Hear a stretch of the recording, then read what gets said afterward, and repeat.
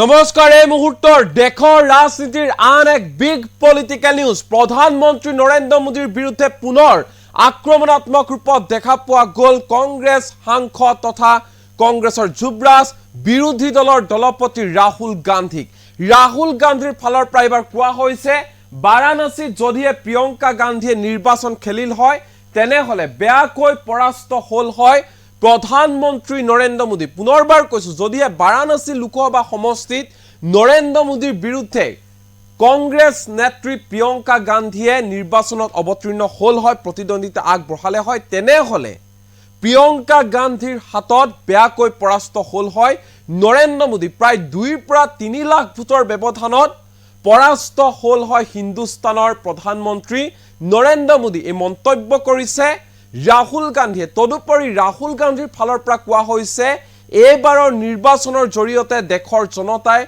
স্পষ্ট কৰি বুজাই দিছে নৰেন্দ্ৰ মোদীক যে আমাক হিংসাৰ দোকান নহয় আমাক প্ৰেমৰ দোকান লাগে এই মুহূৰ্তত জনাইছো এই বিগ পলিটিক্যাল নিউজ বাৰাণসীত প্ৰিয়ংকা গান্ধীয়ে নিৰ্বাচন খেলা হলে বেয়াকৈ পৰাস্ত হল হয় নৰেন্দ্ৰ মোদী 2-3 লাখ ভোটত নিৰ্বাচনত পৰাস্ত হল হয় নৰেন্দ্ৰ মোদী প্ৰিয়ংকা গান্ধীৰ হাতত পৰাজয়ৰ মুখ দেখিলে হয় হিন্দুস্তানৰ প্ৰধানমন্ত্ৰী নৰেন্দ্ৰ মোদীয়ে এই মন্তব্য কৰিছে নিজৰ ভাষণৰ জৰিয়তে কংগ্ৰেছৰ যুৱৰাজ ৰাহুল গান্ধীয়ে কথমপি পৰাজয়ৰ পৰা এবাৰ ৰক্ষা পৰিছে নৰেন্দ্ৰ মোদী ৰাম মন্দিৰ বনায়ো অযোধ্যা ৰক্ষা কৰিব নোৱাৰিলে নৰেন্দ্ৰ মোদীয়ে অযোধ্যাত পৰাজিত হল খুদ নৰেন্দ্ৰ মোদী ৰাম মন্দিৰ মুকলি কৰাৰ দিনা কেৱল আদানী আম্বানী ধৰ্ণাঢ্য ব্যক্তিসকল অভিনেতা অভিনেত্ৰীহে উপস্থিত আছিল কিন্তু ৰাম মন্দিৰ মুকলি কৰাৰ দিনা এজনো দৰিদ্ৰ ব্যক্তি নাছিল এজনো কৃষক নাছিল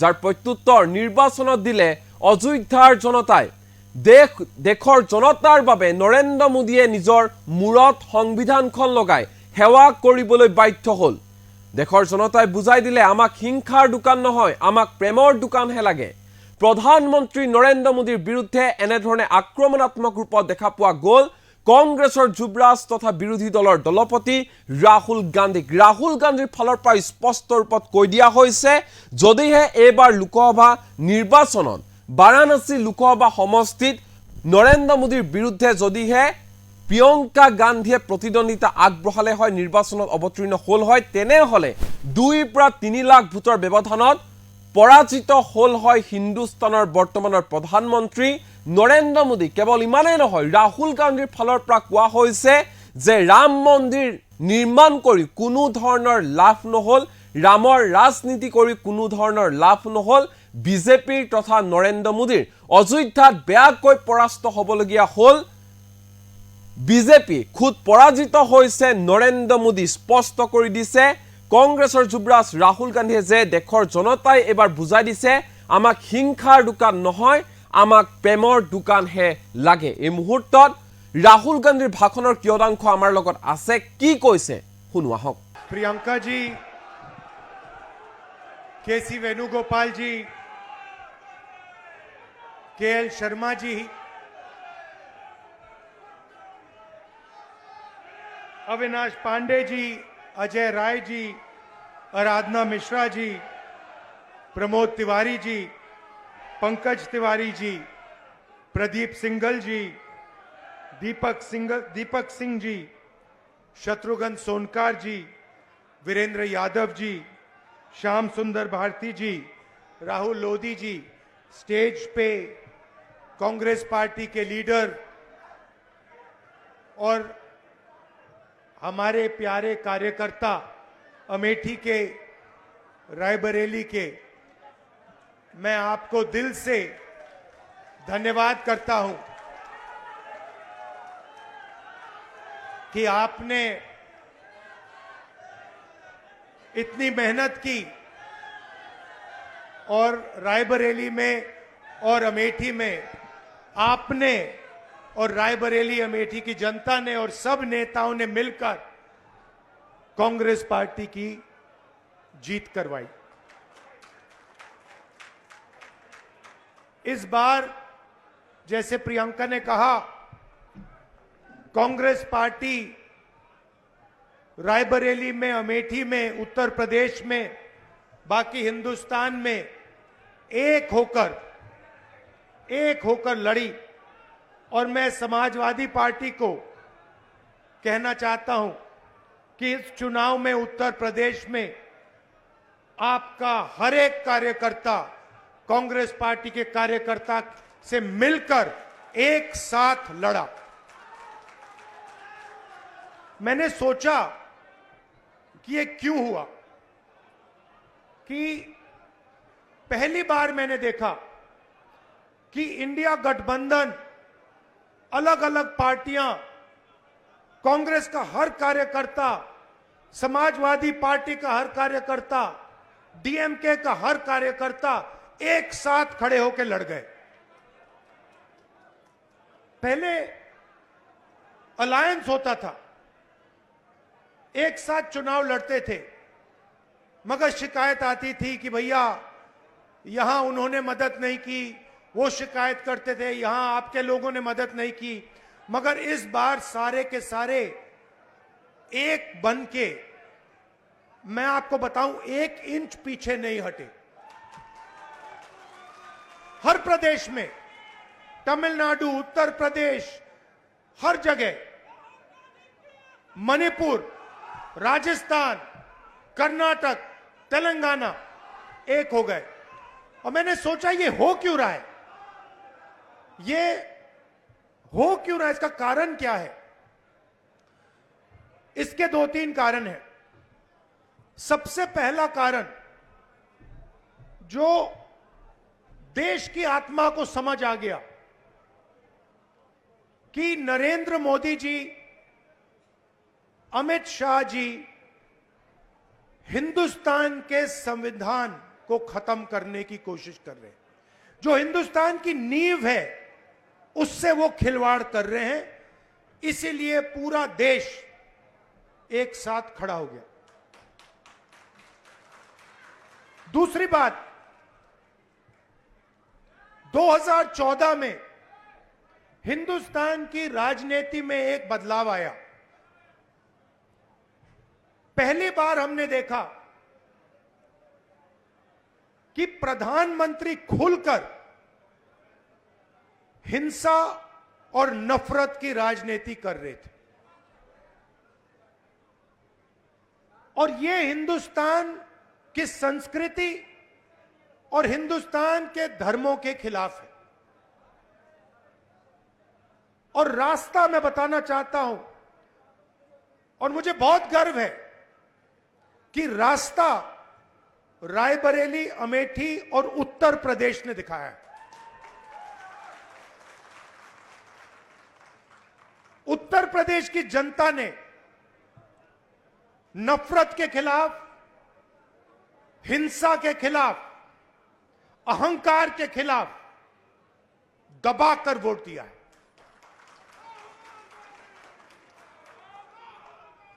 - 2014 में राजनीति एक और तरह बदली। पहली बार हमने देखा कि राजनीति 20-25 लोगों के लिए की जा रही है। जनता के बीच में नफरत फैलाते हैं और फिर पूरा का पूरा फायदा 2-3 अरबपतियों को पकड़ा देते हैं।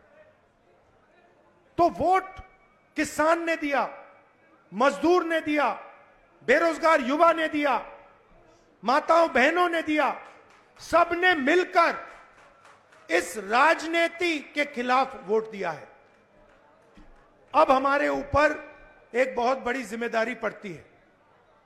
सबसे पहले कांग्रेस पार्टी के नेता,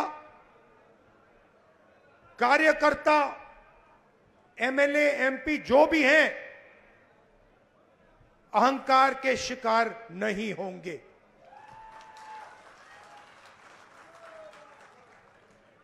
दूसरी बात, आप सोचिए, हमारा पारिवारिक रिश्ता है। राजनीति में सबसे पुराना रिश्ता आपके और हमारे बीच में है। यह रिश्ता 100 साल पहले रायबरेली और अमेठी के खेतों में शुरू हुआ था। जब अंग्रेजों के खिलाफ यहां किसान आंदोलन हुआ, जवाहरलाल नेहरू जी आए, रायबरेली अमेठी उत्तर प्रदेश के किसान लड़े थे और उस समय भी बदलाव रायबरेली के किसानों ने किया था, अमेठी के किसानों ने किया था, अमेठी रायबरेली के युवाओं ने किया था। और इस बार भी आपने फिर से वही काम किया है। किशोरी शर्मा जी को अमेठी में, मुझे यहां रायबरेली में, उत्तर प्रदेश में इंडिया गठबंधन और कांग्रेस पार्टी के सांसदों को आप लोगों ने जिताया है। माहौल आपने बनाया है, पूरे देश में माहौल आपने बनाया है। आप अपनी शक्ति समझो, पूरे देश की राजनीति आपने बदल दी है। आपने देखा होगा,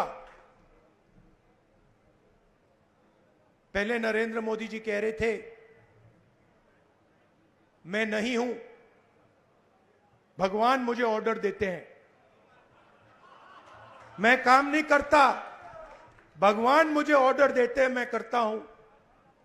पता नहीं कैसे भगवान है उनके, 24 घंटा अदानी जी और अंबानी जी की मदद करवाते हैं। मगर आपने फोटो देखी होगी कि नरेंद्र मोदी जी संविधान को ऐसे पकड़े थे, यूं कर रहे थे ना, देखा आपने? ये आपका काम था, ये आपने करवाया है।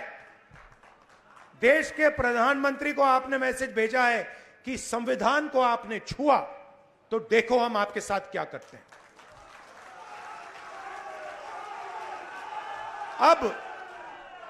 अब देखिए, अब यह भी मत सोचिए कि काम खत्म हो गया है, ये अभी काम शुरू हुआ है, ये शुरुआत है।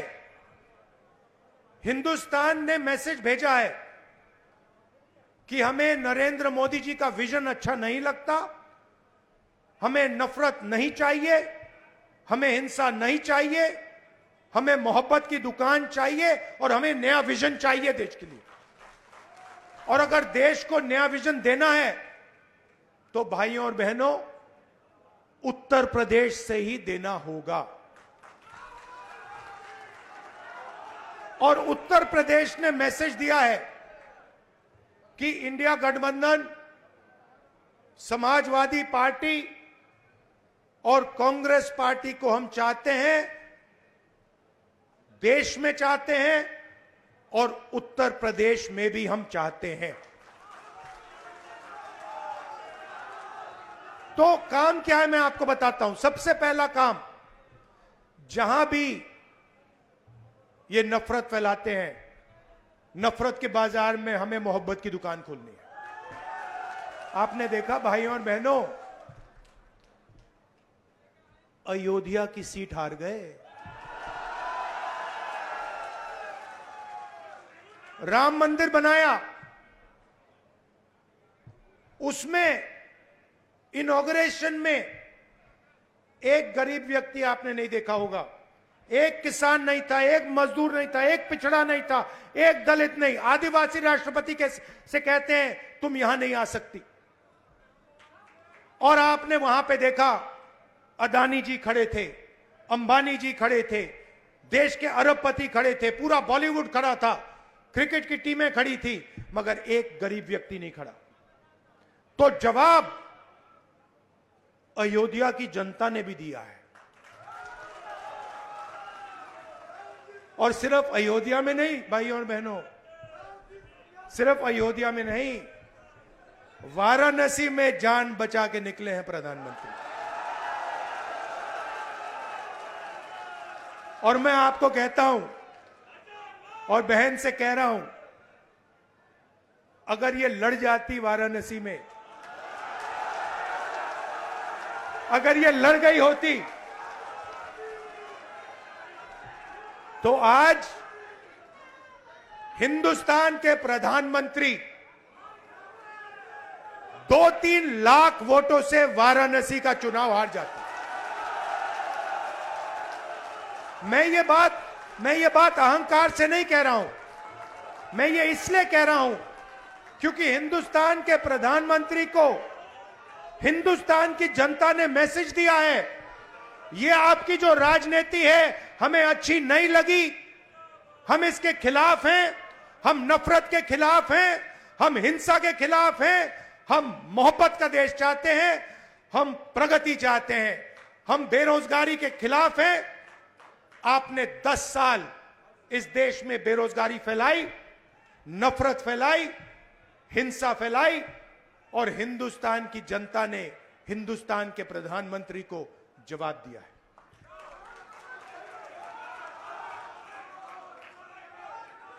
और शुरुआत आपके दिल में हुई थी। तो बदलाव आप लाए हैं, तो दिल से आपका धन्यवाद करना चाहता हूं। आने वाले समय में मैं चाहता हूं कि जो सच्चे मुद्दे हैं देश के सामने, बेरोजगारी का मुद्दा,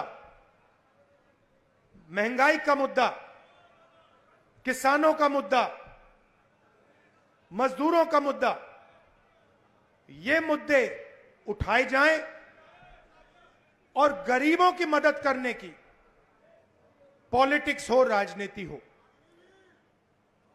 अग्निवीर, अब भैया मैं आपको बता रहा हूं, अब हमारे पास पार्लियामेंट हाउस में सेना बैठी हुई है, सेना बैठी हुई है। इस बार हमारी पूरी कोशिश होगी, ऑपोजिशन में बैठे हैं मगर अग्निवीर को ऑपोजिशन में रद्द करने की कोशिश करेंगे। तो आपने हमें इतनी शक्ति दी और ये सिर्फ आपने राजनीतिक डिसीजन नहीं लिया है, ये आपने जो वोट दिया है और रायबरेली के हर एक व्यक्ति ने जो दिया है, ये राजनीतिक डिसीजन नहीं था, ये मोहब्बत का डिसीजन था और इस बात को मैं जिंदगी भर नहीं भूलने वाला हूं। अमेठी की जनता से भी कहना चाहता हूं, मैं रायबरेली का सांसद हूं,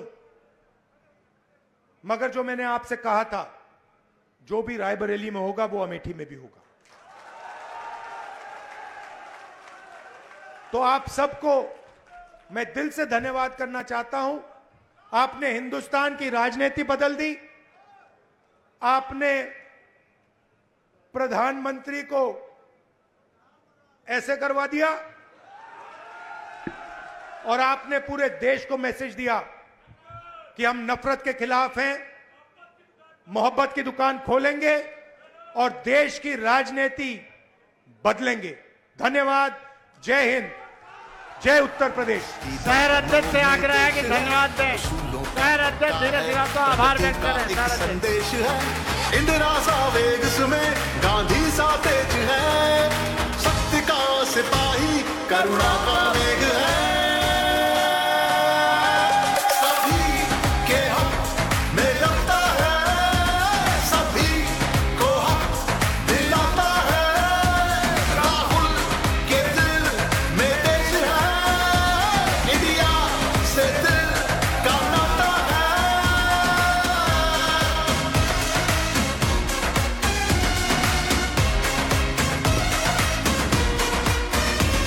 लीडर है, शूरवीर है, साहसी है, धीर है, न्याय लक्ष्य इसका है, जिंदा जमीर है और किसानों से और अंत में जो मेरी बहन ने यहां मेहनत की, 2-2 घंटे सोकर जो मेरी बहन ने रायबरेली में चुनाव में काम किया, उसके लिए मैं दिल से धन्यवाद करता हूं, प्रियंका का और आप सबका।